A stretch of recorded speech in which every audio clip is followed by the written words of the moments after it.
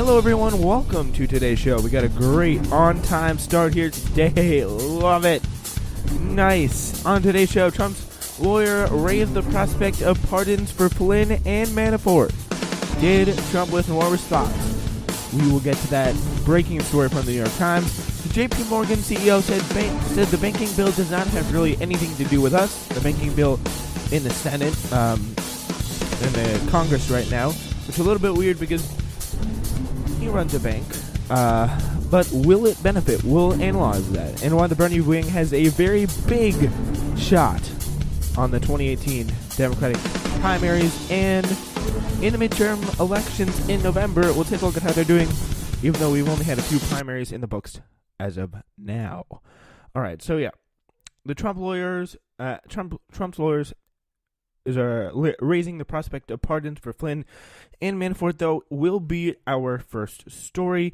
In Washington, a lawyer for President Trump broached the idea of Mr. Trump pardoning two of his former top advisors, Michael Flynn and Paul Manafort, with their lawyers last year, according to three people with knowledge of the discussion. So the discussion came as a special counsel was building cases against both men, and they raised questions about whether their lawyer, John Dowd, who resigned last week, was offering pardons to influence their decision about whether to plead guilty and cooperate in the investigation. The talk suggests that Trump's lawyers were concerned about what Mr. Flynn and Manafort might reveal if they were to cut a deal with special counsel Robert Mueller. So that looks like at least Flynn definitely flipped, but I don't know about Paul Manafort. I did hear that Rick Gates also flipped as well. So so Mueller's team couldn't investigate the prospect that John Dowd made pardon offers to thwart the inquiry, although legal experts are divided about whether that might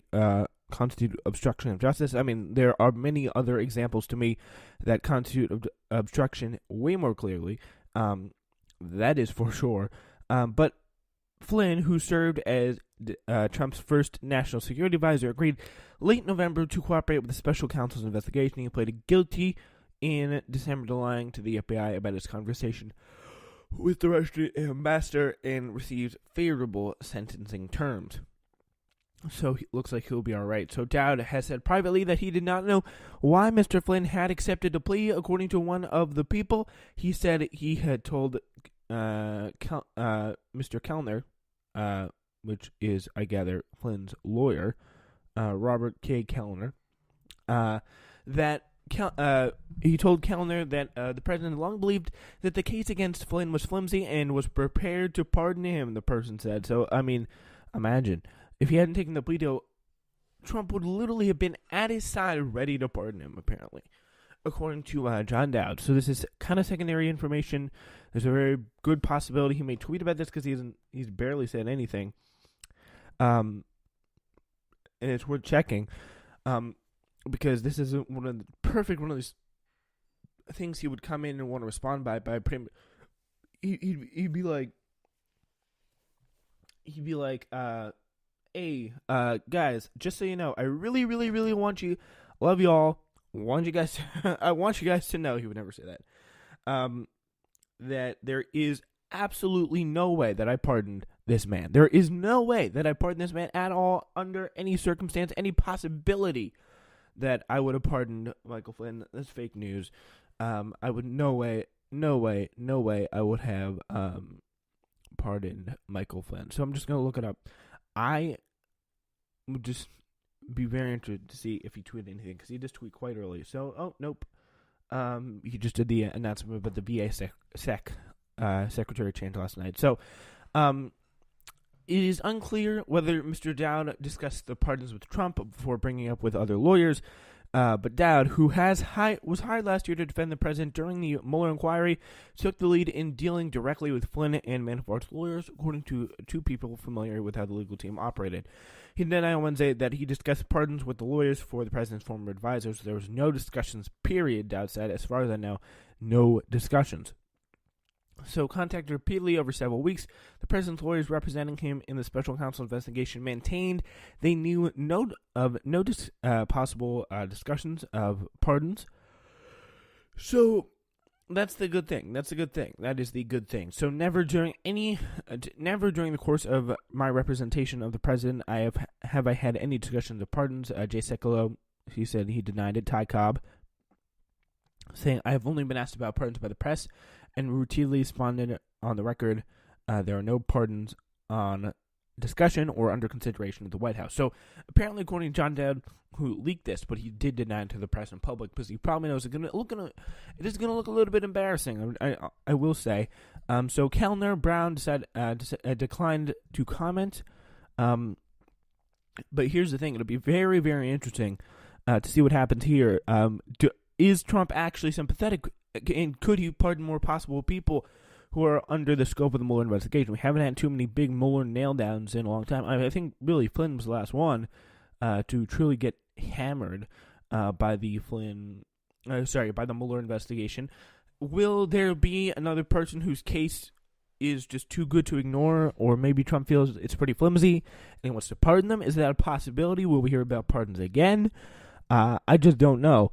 But I mean, I gotta say, I trust the New York Times over Donald Trump's lawyers. I'm gonna be honest with you. So yeah, during the interviews with Mueller's investigators in recent months, because I mean, when it comes to the White House, when it comes to Trump stuff, like this is the reporters who are willing to put their ballot on this big time. Michael Schmidt, Joe Becker, Mark Mazzetti, Maggie Haberman, and Adam Goldman. That's how many people are on the byline here. That's how many people. There's 1, 2, 3, 4, 5 people on this byline. It is quite incredible that there is, like, that's what we got. And some of the big names there, Michael Schmidt, Maggie Haberman, Adam Goldman's a pretty big name, Joe Becker, and Mark Mazzetti, you've heard about. These are big name reporters. Like, they don't mess up.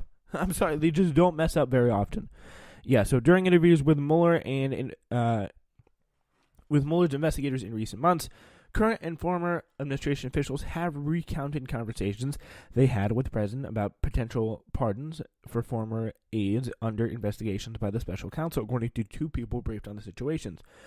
So they've been talking to Mueller's investigators about the fact they want to do pardons, according to the New York Times report. So that's also going to be very interesting. And depending on the nature of those pardons, that could be another case, another tick in the obstruction of justice case there, another bullet in the obstruction of justice case there, other than with the firing Comey thing, some of the comments Trump made. It can be very, very possible that there, like, if there's some pardons here that we don't know about, and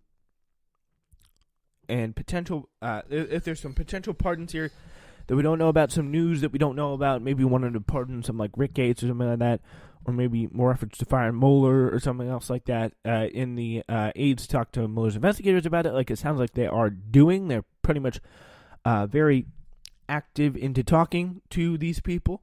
It should be interesting to see where they decide to go. It'll be very interesting to see what happens from there. In one meeting with the lawyers from the White House counsel's office last year, Trump asked about the extent of his pardon power, according to a person briefed on the conversation. So he's not all the way like close there to like throwing it away, not really having any use for it. Apparently, he asked about the pardon power as early as last year. He considered using it, but the lawyers explained the president's powers were broad. The person said in another meeting with the senior advisor, the president raised the prospect of pardoning Mr. Flynn, according to two people present. Legal experts are divided again about whether a pardon offer, even given in exchange for continued loyalty, can be considered obstruction of justice. If it impedes directly the investigation, then yes, I'll settle that. But yeah, I mean, the prospect of pardoning Flynn, it would raise a lot of eyebrows, especially if Flynn was really guilty of a lot of other bad things. What the press would do is they would pretty much, hopefully, they would find out what he was doing here that was so bad, like the express details of what he had going on, and then we can talk about that further. We can get into maybe a little bit more. That would be very, very, very helpful, because if it turns out he did some really, really bad crimes, which, I mean, we think he did, like lying to the FBI, we all know that is not his biggest crime here. There is some, and lying to the FBI, if you didn't remember, that was what he was nailed down for. But there is some serious there's some serious accusations that go far beyond that, including like going against the U.S. government and being like a foreign agent for Turkey and all that stuff. There is way more that could happen to him if he didn't take that plea. If he didn't take that plea deal and he was pardoned by the president, that would be some serious.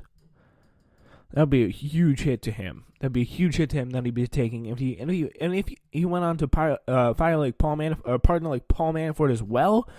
That would be huge as well, because that's like these aren't people who the first person pardoned was Joe Arpaio, and he's no saint either.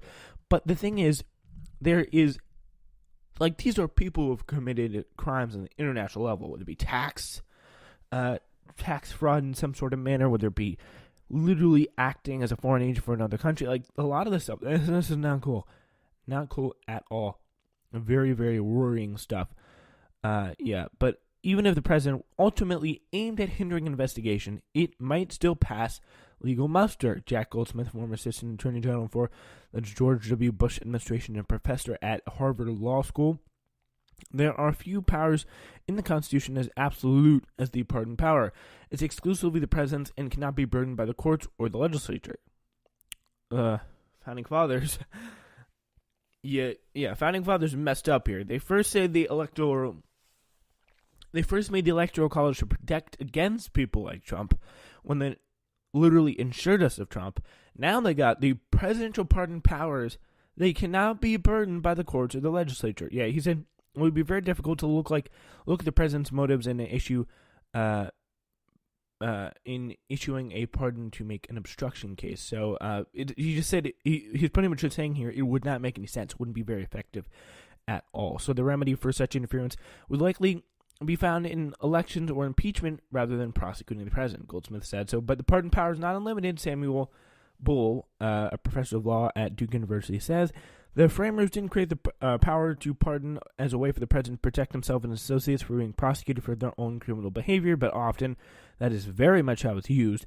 Under Buell's interpretation, Mr. Dowd's efforts could be used against the president in a larger obstruction case if prosecutors wanted to demonstrate that it was part of a larger conspiracy to impede the special counsel. But Dowd is said to believe the president has nearly unlimited pardon authority, so he's like, use it the way you want. Because the problem with pardon authority is it may be unlimited, but it's not unlimited. Your popularity won't just stay the same. People are going to get mighty pissed off if you're pardoning people who are accused of crimes that are very, very bad, and they're like white collar, really obnoxious crimes too.